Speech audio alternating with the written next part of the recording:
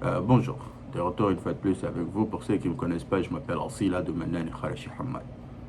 J'aimerais aujourd'hui me focaliser sur ce qui touche le Tchad et l'Afrique. Vous avez sans doute suivi la sortie hasardeuse du général américain Michael Langley, le commandant en chef des Africans. Il a été interrogé par le Sénat américain dans une outrecuidance sans précédent. Le général américain avait marché sur ses mots. Il avait menti et cherchant ainsi une fois de plus à induire que ce soit l'opinion nationale américaine et l'opinion internationale en erreur, comme dans le cas de Colin Powell devant le monde entier, ainsi justifiant l'invasion et la destruction de l'Irak, causant la mort de plus d'1 million d'Irakiens. Et si ce n'était pas par la grâce de cette invasion, l'Iran n'allait jamais aujourd'hui devenir la puissance dont les États-Unis cherchent aujourd'hui par tout moyen de le détruire. C'est par la grâce de cette intervention. Et si ce n'était pas par l'amateurisme et par l'envie hégémonique de domination néocolonialiste et impérialiste, Barack Obama n'allait pas détruire la Libye de Kadhafi, ainsi accentuant la notion du terreau aujourd'hui à travers le Sahel. Ils ont toujours cherché à nous maintenir dans des états de dépendance.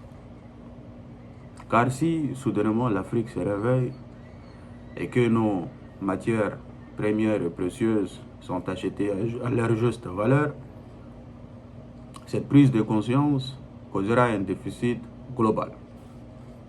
Car l'Occident nous a toujours dominés. Et nous maintenir dans cet état de dominance va juste consolider leur prise de pouvoir, ainsi leur domination hégémonique. Langley avait menti, soi-disant que le leadership du Burkina Faso dit la paix, le revenu émanant du secteur pétrolier, secteur minier, désolé, et ainsi laissant le peuple à leur propre sort.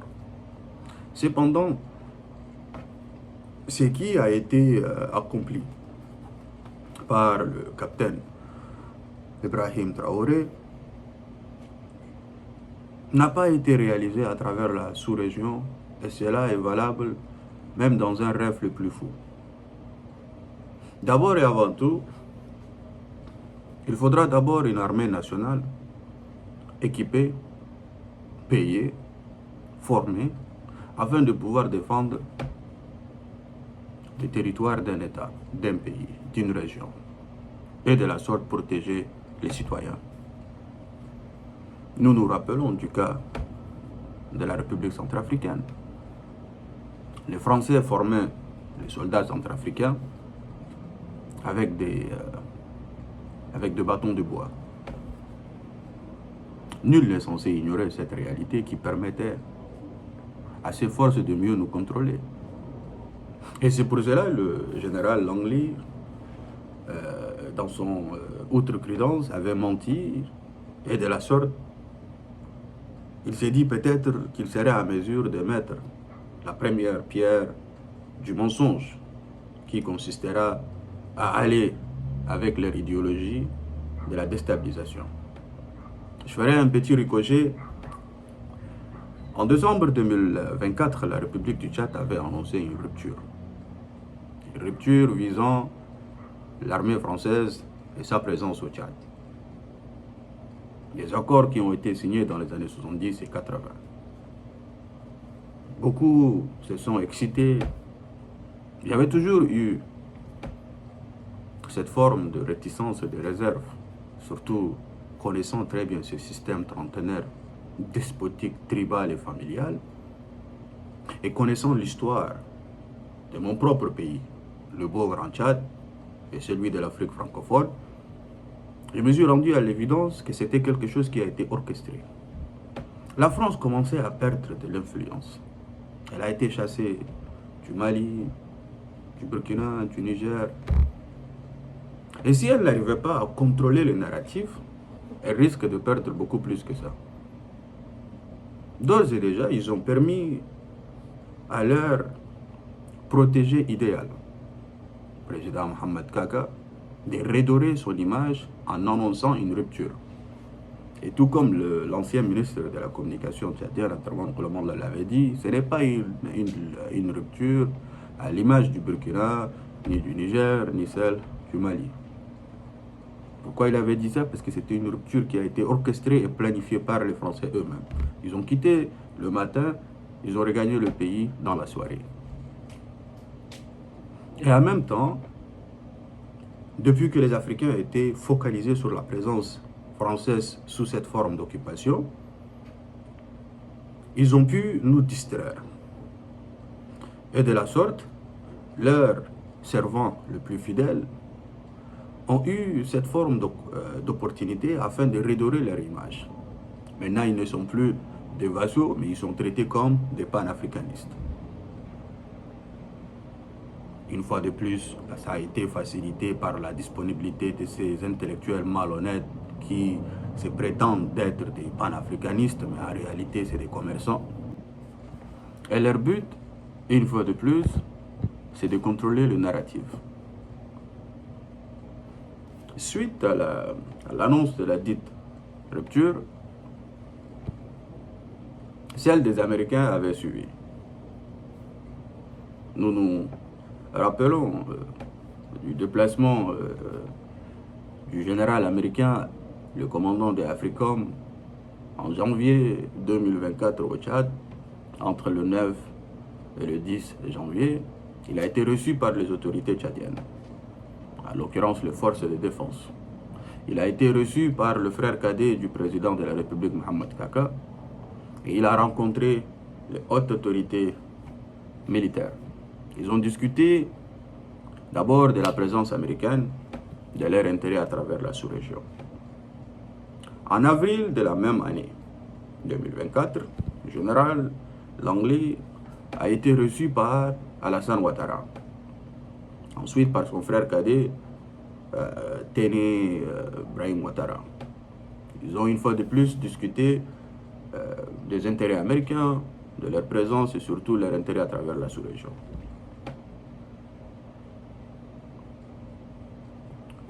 Le jeudi, le 23 avril de cette année 2025, il a été reçu une fois de plus par les autorités ivoiriennes, en l'occurrence le général Michael Langley, pour discuter de leurs intérêts. Avant sa dernière rencontre avec les autorités ivoiriennes, la République tchadienne, accompagnée des forces hongroises stationnées au Tchad, nul n'est censé ignorer le racisme qui guide le pays hongrois et surtout leur disponibilité à traiter les Africains comme des animaux, si vous voulez, si vous le souhaitez, accompagnés par les forces hongroises stationnées au Tchad. Ils venaient d'atterrir en Côte d'Ivoire il y a de cela 4 jours pour un entraînement conjoint avec les forces ivoiriennes, les forces tchadiennes, les forces hongroises, sous l'égide de AFRICOM.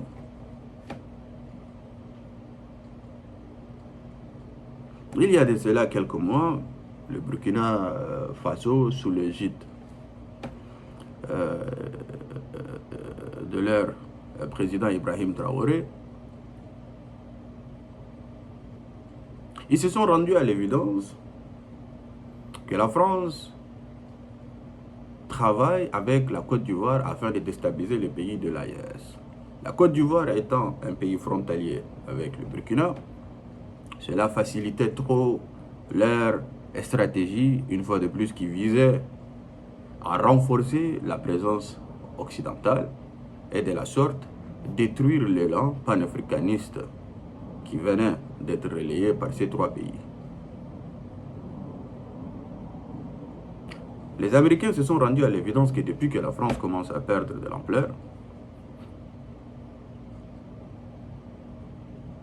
il nous faut une nouvelle stratégie. Et cette nouvelle stratégie vise à maintenir l'Afrique dans un état de dépendance. Avant le désarroi de ces généraux américains, Il y avait eu Eric Prince. Eric Prince, c'est le fondateur de Blackwater. Blackwater, c'est une compagnie de mercenaires. Elle est connue pour les massacres causés en 2007 à Bagdad, des exactions de répression commises en Afghanistan. Eric Prince, le 10 février 2024, avait dit qu'il est temps que les États-Unis d'Amérique remettent leur chapeau de colon afin de recoloniser l'Afrique ainsi l'Amérique latine.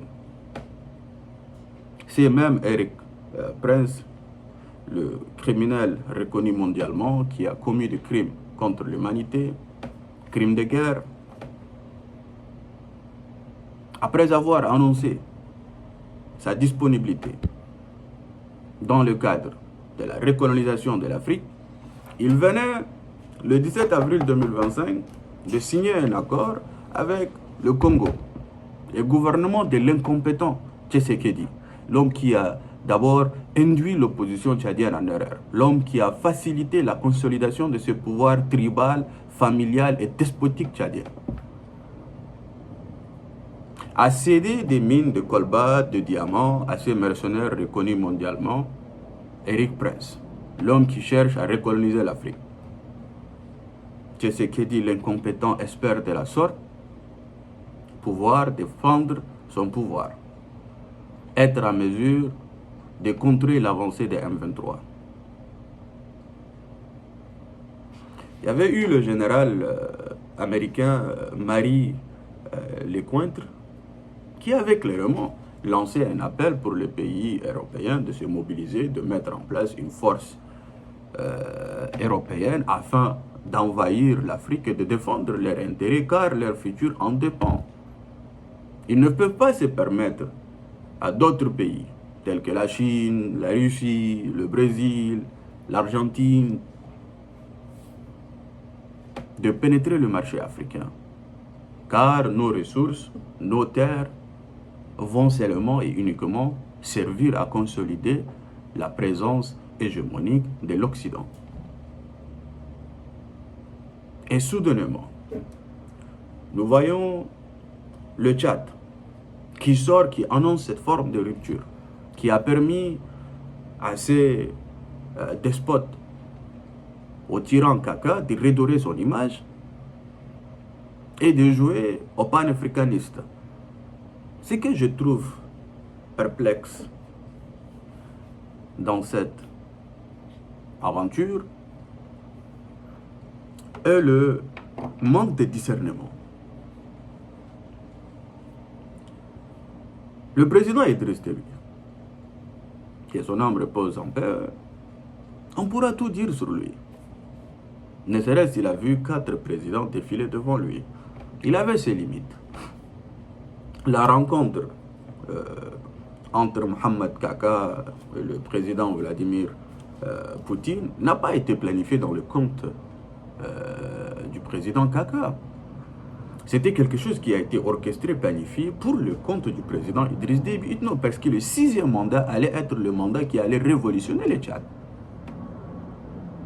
Pour la première fois, vous vous rappelez, durant les campagnes électorales présidentielles, le président Idriss Déby était clair et net. Il disait que cette fois-ci, c'est fini. C'est la France qui a tué Tambalbaye, c'est la France qui fait, c'est la France qui critique. Et ceux qui pensent, qui disent qu'ils ont la France, nous avons aussi étudié avec les Français. Il ne faut jamais avoir peur de Français. Ils sont des hommes juste comme nous. Certes, il a conçu un système tribal, un système régionaliste, un système familial. Il a placé des hommes dépourvus d'humanité, du patriotisme, du nationalisme. Il les a propulsés au plus haut sommet du monde. Idriss Déby a fait, même si on va dire qu'il n'a pas travaillé pour le compte du pays, il a travaillé pour sa communauté. Il les a élevés au niveau global. Ses enfants, il a fait de ses enfants tous des milliardaires et tous des généraux sans exception. Pour que Idriss soit assassiné de la sorte. Sans une once de conséquences. Et tout a déraillé en 2019. Il y avait eu un rapprochement qui a été d'abord très bien planifié entre la République tchadienne et la République fédérale de la Russie, à l'occurrence entre le président tchadien Idriss Déby Itno et le président de la Fédération russe, M. Vladimir Poutine. Le déplacement a dû être replanifié à plusieurs reprises, jusqu'aux élections de son 6e mandat. Il y avait eu un appel qui a été planifié entre les deux. L'appel a été intercepté par le service de renseignement français.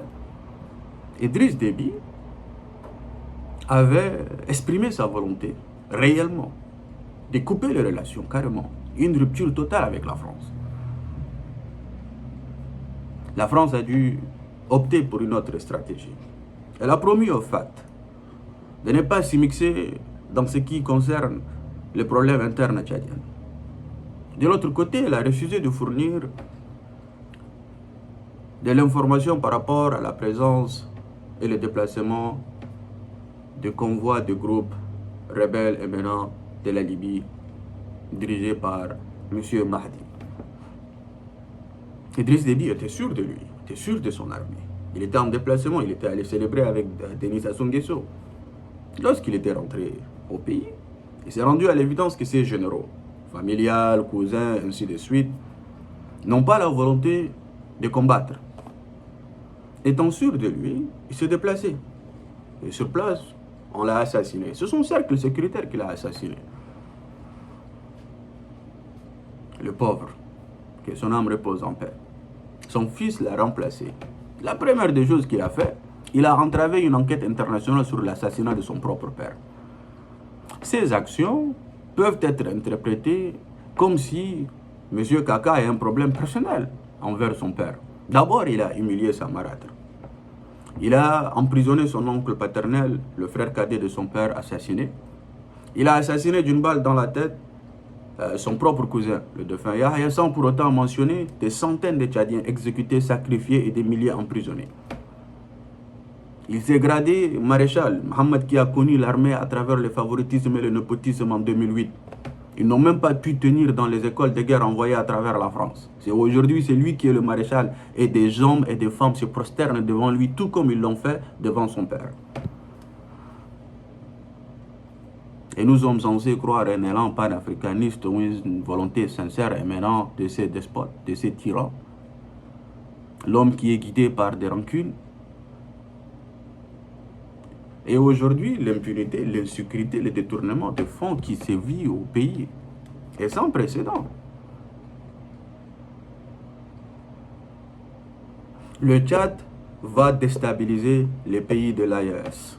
Le Tchad, sous l'égide du président Mohamed Kaka et de ses systèmes trentenaires despotiques, tribal et familial, dépourvus de vision, de conviction, de consistance et de cohérence, non pas ni patriotisme, ni nationalisme, un système qui est conçu avec un seul objectif, s'enrichir.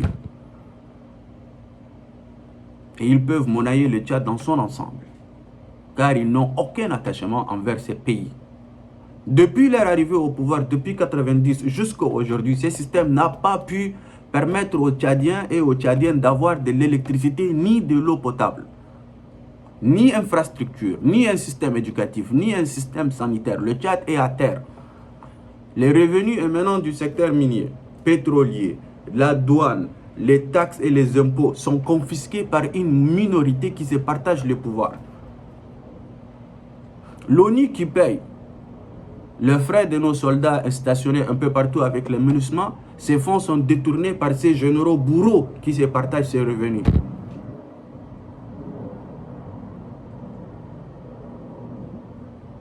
Au peuple africain et au peuple tchadien, discerner les actions des uns et des autres, lisez entre les lignes, car l'histoire se répète. Et si Mohamed était sincère dans sa rupture avec la France, sa position à l'encontre de Mohamed allait être différente. Différente carrément. Mais depuis que c'est quelque chose que c'est la France qui a permis, c'est la France qui a orchestré, d'ores et déjà elle est confortable avec son servant idéal, sa marionnette idéale. Mais nous sommes tous obligés de continuer avec persistance et consistance et cohérence. Car le pays sortira vainqueur. Ça, c'est une réalité concrète et nette. Ne vous focalisez pas sur des hommes. À un moment donné, on était focalisé sur la personne du président Idriss Déby et sur son épouse, Hinda. Aujourd'hui, c'est Kaka. À un moment donné, Idriss Souboy et consort. Car c'est un système. Le système se complète. Et il y a beaucoup de hommes et de femmes. Ils ont des privilèges qu'ils ne souhaitent pas perdre. Et c'est pour cela que certains aujourd'hui, dans une outrecuidance sans précédent, essayent même de falsifier l'histoire. Et dans les jours à venir, nous allons réellement vous donner la vraie version du jeu qui a été causé par ceux qui se disent aujourd'hui des patriotes et des leaders. Chers peuples africains, soyez veillants, qu'Allah subhanahu wa ta'ala vous bénisse et nos pays respectifs. Distinguez entre les choses, lisez entre les lignes, et ensemble nous sommes forts. Salam alaikum.